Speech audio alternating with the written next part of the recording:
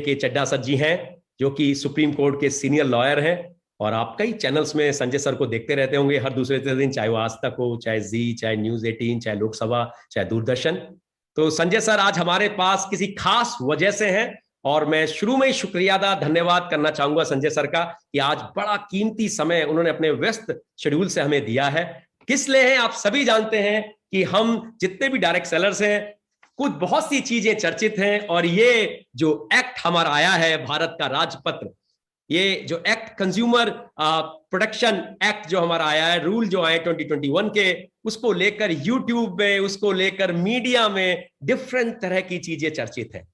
Direct selling, मैं इस industry से लगभग पिछले 20 से ज्यादा सालों से एसोसिएटेड हूं, और कहीं ना कहीं जो इंडस्ट्री भारत में है वो लगभग इन 20 सालों में या 20 से भी ज्यादा सालों में आज की डेट में 16,776 करोड़, ये मैं नहीं बता रहा, ये इकोनॉमिक्स टाइम्स की IDSA की खबर बता रही है कि 16,776 करोड़ की है। और पिछले साल जो हमारा साल निकला है, उस फाइनेंशियल ईयर में ये इंडस्ट्री 28.26% से ग्रो की है, 70 लाख से ऊपर लोगों को रोजगार देती है, और 50% से ज्यादा लोग दोस्तों उसमें महिलाएं हैं। तो महिला सशक्तिकरण में ये इंडस्ट्री बहुत बड़ा रोल प्ले कर रही है, वुमेन एम्पावरमेंट में बहुत बड़ा रोल प्ले कर रही है। फिर से आपके सामने लाना चाहूंगा संजय के चड्ढा सर की तरफ ध्यान आपका। संजय के चड्ढा सर का 26 साल का अनुभव है लॉ का।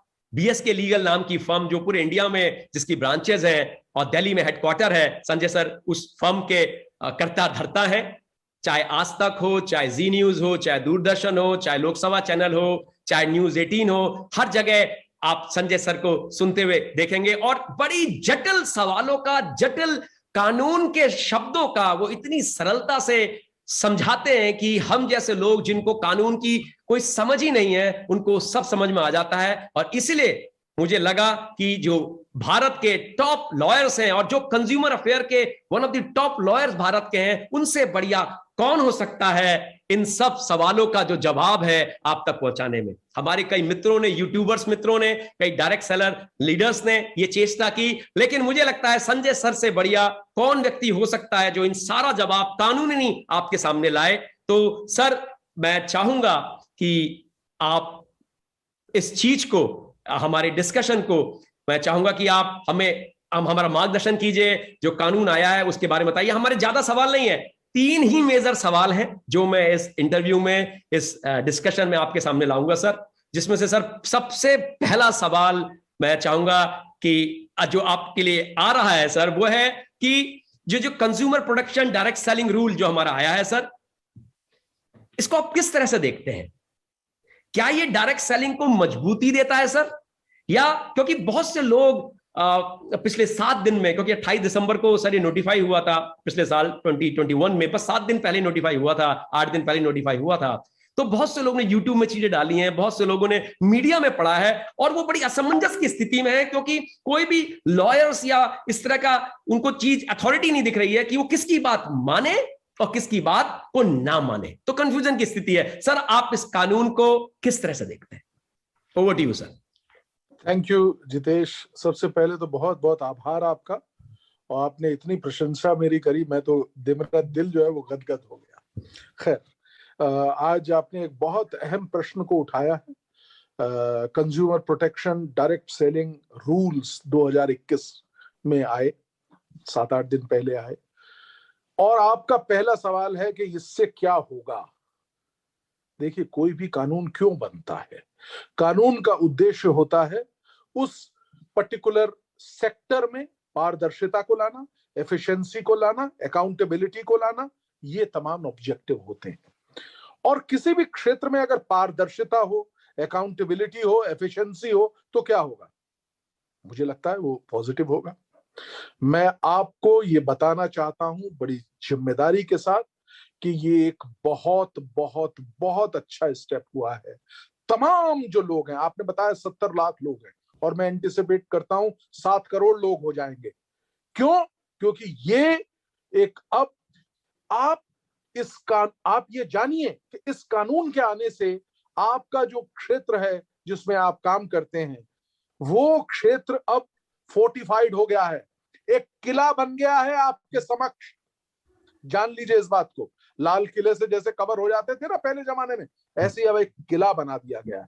हर चीज को डिफाइन किया गया है। कंज्यूमर प्रोटेक्शन एक्ट का जो इससे पहले एक्ट था 86 में आया था, पिछले 34 साल से कंज्यूमर प्रोटेक्शन एक्ट हमारे देश के लोगों की सेवा कर रहा है।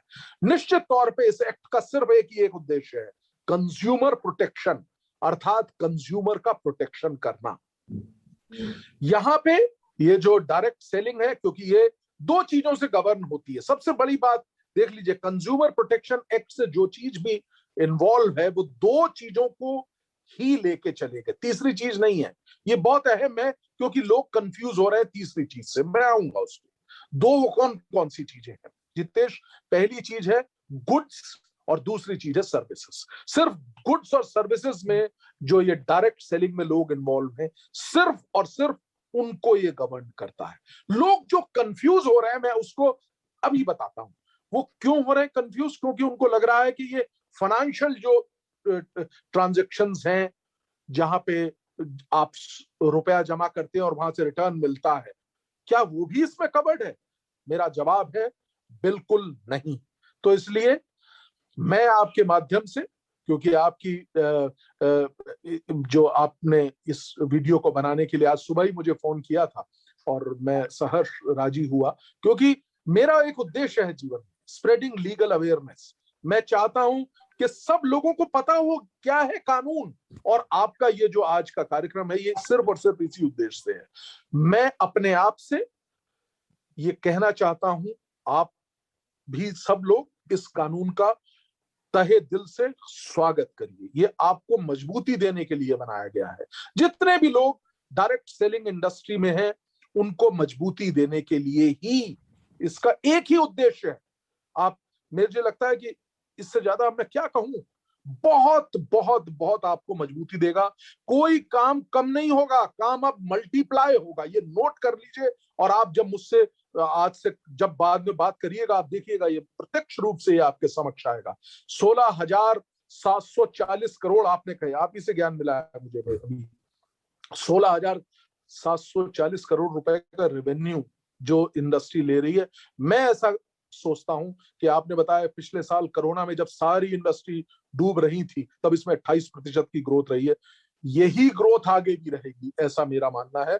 और ये सरकार का जाना, देखिए 2016 में मेरे ख्याल गाइडलाइंस आई थी, बिल्कुल सर, तब बिल्कुल। से लेके अभी तक सरकार ने बहुत प्रयास किए, तब जाके ये आया है। और ये पॉजिटिव है, बहुत बहुत पॉजिटिव। आप मुझसे सवाल पूछिए, मैं बताऊंगा। आप एक नेगेटिव अगर दिखा देंगे, मैं बाहर हूं। मैं आपसे चैलेंज देता हूं, आप मुझे एक भी नेगेटिव इसका दिखा दीजिए। सर आपका जो आप जिस तरह से मार्गदर्शन करें सर, जबरदस्त है। लेकिन हमारे श्रोतागण कुछ एरिया में जरूर जाना चाहते हैं। एक बात तो हमें समझ में आ गई सर कि ये हमारी इंडस्ट्री को मजबूती देगा। बहुत से लोग जो अब कह रहे थे कि डायरेक्ट सेलिंग इंडस्ट्री तो खत्म हो गई, बंद हो जाएगी, मुझे लगता है उनके लिए क्लियर संदेश है कि ये एक्ट का हमारी इंडस्ट्री को चौगुनी ग्रोथ, पांचगुनी ग्रोथ देने वाला है। और यहीं पे सर मैं एक चीज और कनेक्ट करूंगा, जो केपीएमजी और फिक्की की हमारी रिपोर्ट थी 2015-16 की, उसमें दर्शाया है उन लोगों ने, ये मैं नहीं बोल रहा हूं, ये एनालिस्ट फर्म बोली जो वर्ल्ड की टॉप 4 फर्म्स में केपीएमजी आती है कि 64,500 करोड़ की इंडस्ट्री सर 2025 में होगी। तो आत्मनिर्भर भारत, और जो हम कह रहे हैं 2025 तक 65 करोड़ लोग हमारे 25 साल से कम उम्र के होंगे, युवा होंगे, तो उनके लिए तो जबरदस्त प्लेटफॉर्म साबित हो सकता है आपके माध्यम से, जो मैं समझ पा रहा हूं सर। बिल्कुल आपने सही कहा जितेश। मैं सब चीज एक मिनट के लिए रोकता हूं इस कार्यक्रम को। मैं आपसे एक बात पूछता हूं। आप, मुझे याद है आप हंसराज कॉलेज में पढ़ते थे, मुझे याद है आप दिल्ली यूनिवर्सिटी के टॉपर थे, आपने एमबीए किया, उसके बाद 1 साल 2 साल 3 साल नहीं 15 साल आपने विदेश में करोड़ों रुपए कमाए और अच्छी अच्छी पोस्ट पे आप रहे। आपने अमेरिका, न जाने कितने देशों में आपने रहे।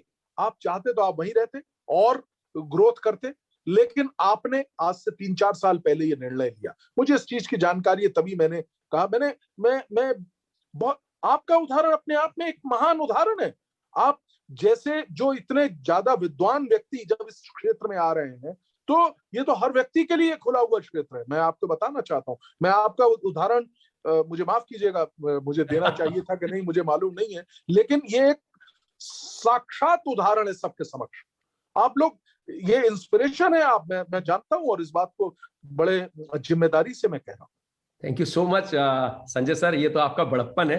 लेकिन हाँ, मैं दिल्ली यूनिवर्सिटी का पढ़ा हूँ और टॉपर भी रहा हूँ, और नेशनल इंस्टीट्यूट ऑफ टेक्नोलॉजी से मैंने एमसीए किया है, और कहीं ना कहीं 4 देशों में, इंग्लैंड, स्कॉटलैंड, जापान और अमेरिका में रह के काम किया है। तो अग्रिम कंपनियों में, दुनिया की टॉप नॉच 500 फॉर्च्यून कंपनी में काम किया है, और पिछले 4 साल से मैं एक डायरेक्ट सेलर हूँ, पेशे से। देखिए मैं भी अपनी रिसर्च करके आता हूँ। बहुत बहुत धन्यवाद, बहुत बहुत धन्यवाद सर, ये मेरे को इंट्रोड्यूस करने के लिए बहुत बहुत धन्यवाद सर। लेकिन हमारा दूसरा सवाल बहुत महत्वपूर्ण सर, वो सवाल है कि पिरामिड स्कीम की जो डेफिनेशन यहां पे दी गई है, मैं आपको दिखाता हूं, मैंने इसको मार्क किया हुआ है। पिरामिड स्कीम पेज नंबर 10 पे सर पिरामिड स्कीम की डेफिनेशन उन्होंने दी हुई है। और अगर इस डेफिनेशन को अगर हम देखेंगे, और कहीं ना कहीं हमारे पास गाइडलाइन है, और गाइडलाइन जो 2016 की वहां पे देखेंगे, तो आप देखेंगे कि पेज नंबर 2 पे डेफिनेशन 11 में गाइडलाइन, और उसके बाद सर ये क्लॉज पूरे समझा रखे हैं। अगर मैं दिखाऊं आपको तो पूरे के पूरे क्लॉज समझा रखे हैं। अब एक अलग ही तरह का कंफ्यूजन क्रिएट हो गया है, क्योंकि एक्ट में उस चीज का छोटा सा पार्ट डाला है, और लोग को लगा कि अब पिरामिड स्कीम वाली चीजें नहीं हो पाएंगी, और सारी डायरेक्ट सेलिंग पिरामिड स्कीम है। तो आप इसको कैसे जोड़ के बताते हैं कि ये 2016 की गाइडलाइन में जो लिखा है और जो एक्ट में लिखा है, क्या हम इसको जोड़ के एक चीज को समझें? मैं आपके माध्यम से जानना चाहता हूं कि प्लीज इसको थोड़ा क्लैरिफाई कीजिए। ये पिरामिड स्कीम सबका खोपड़ी घुमाए हुए है सर, तो आपके माध्यम से क्लैरिटी मिलेगी। लोग बिल्कुल मुझे समझ नहीं आता ये कंफ्यूजन क्यों हो रहा है। देखिए, क्या वो जो गाइडलाइन 2016 की थी, क्या उनको निरस्त कर दिया गया है? जवाब है नहीं, वो एग्जिस्ट कर रही है, वो गाइडलाइंस हैं।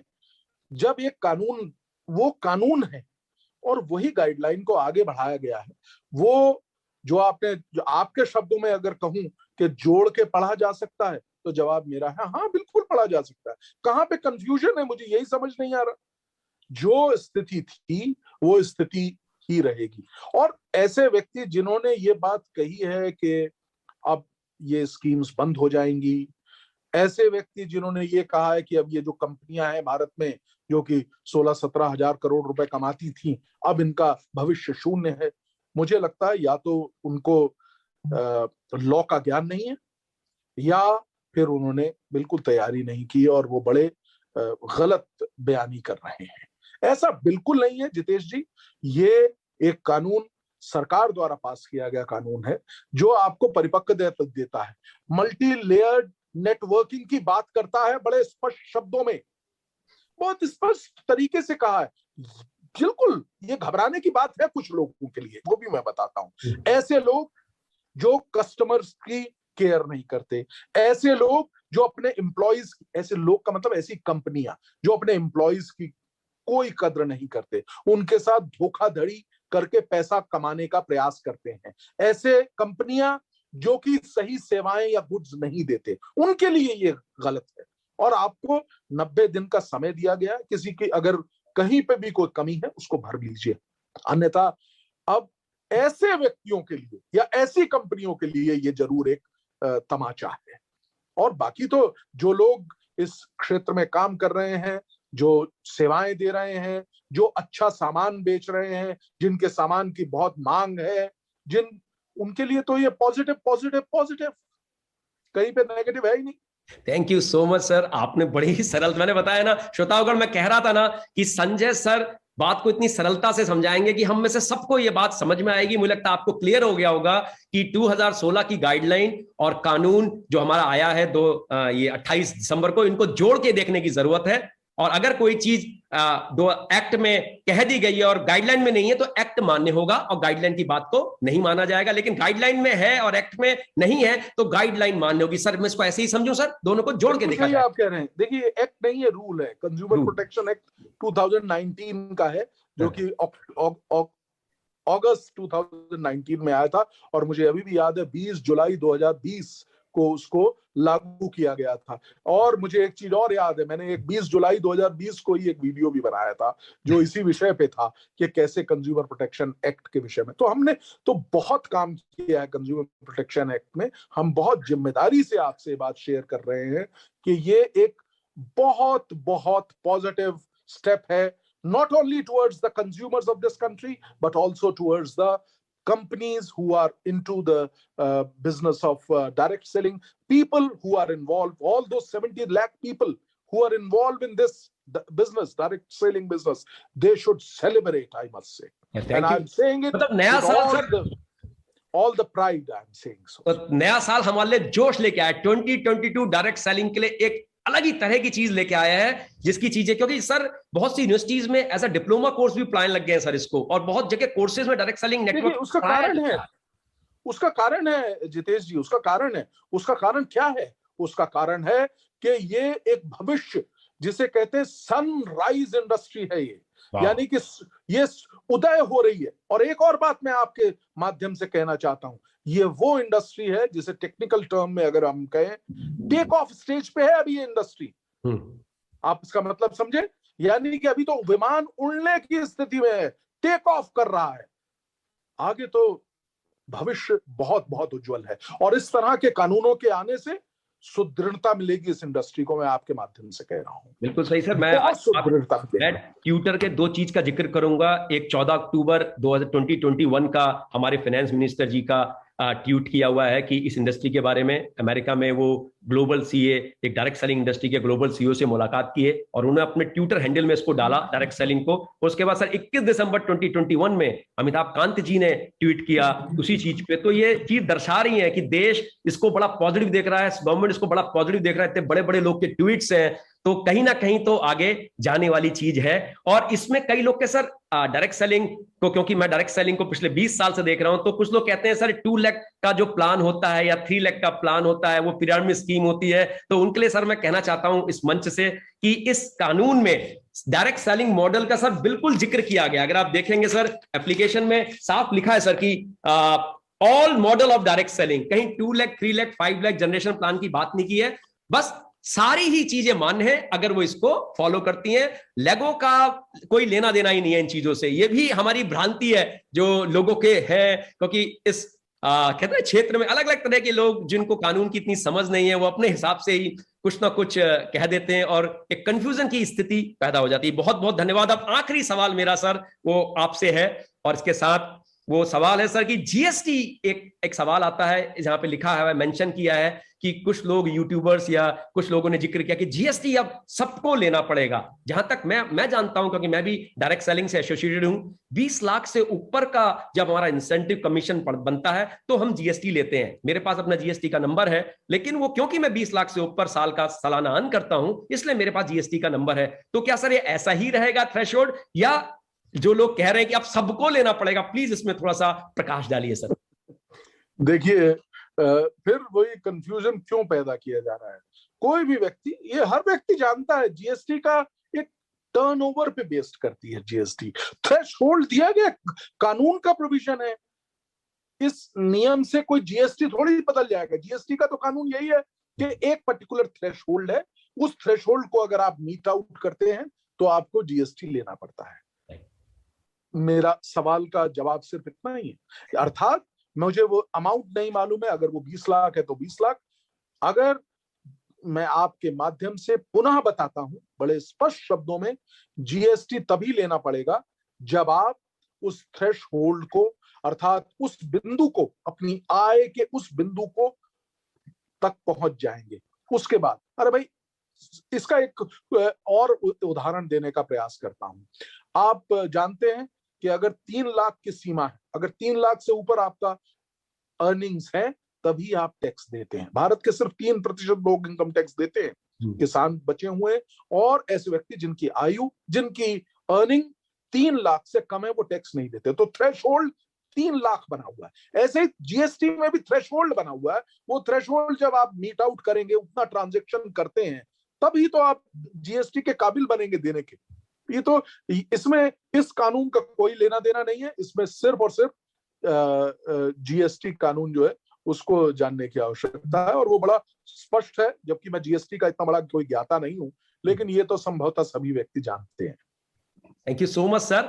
3 ही हमारे ज्वलनशील प्रश्न थे जो इंडस्ट्री के एस्पायरिंग एंटरप्रेन्योर, क्योंकि ये इंडस्ट्री जितना मैं समझ पाया हूं सर पिछले 20 सालों में, अपने अनुभव से, अपने इंटरनेशनल एक्सपोजर से, खुद अपनी आईटी कंपनी चलाने के अनुभव से, कि इससे बढ़िया इंडस्ट्री, इससे पावरफुल प्लेटफॉर्म एक ऐसे व्यक्ति के लिए जिनके पास पैसों का इतना जमा पूंजी नहीं है, लेकिन विश्वास है, सपने हैं और कुछ करना चाहते हैं, ऐसे लोगों के लिए ये इंडस्ट्री तो एक ऐसी चीज है सर कि जो बहुत बड़ा उनका ड्रीम, जो भी सपना वो लेते हैं इस इंडस्ट्री के माध्यम से वो उसको पूरा कर सकते हैं। ऐसा मैं इसलिए कह पा रहा हूं सर क्योंकि 165 देशों में मैंने देखा है जहां जहां ये इंडस्ट्री बड़े रूप में काम कर रही है, कई बिलियन डॉलर की इंडस्ट्री है, 3-3, 4-4 साल में वो लोग के जीवन के सपने उनको पूरे होने शुरू देते हैं। और सर मैं तो कहता हूं 1000 दिन की जर्नी है, 1000 दिन की जर्नी जब इस इंडस्ट्री में कोई करता है और सिस्टम को फॉलो करता है, अपने दिमाग को साइड में रखता है, तो इसमें कामयाबी की छींटें उसको महसूस होने शुरू हो जाती हैं।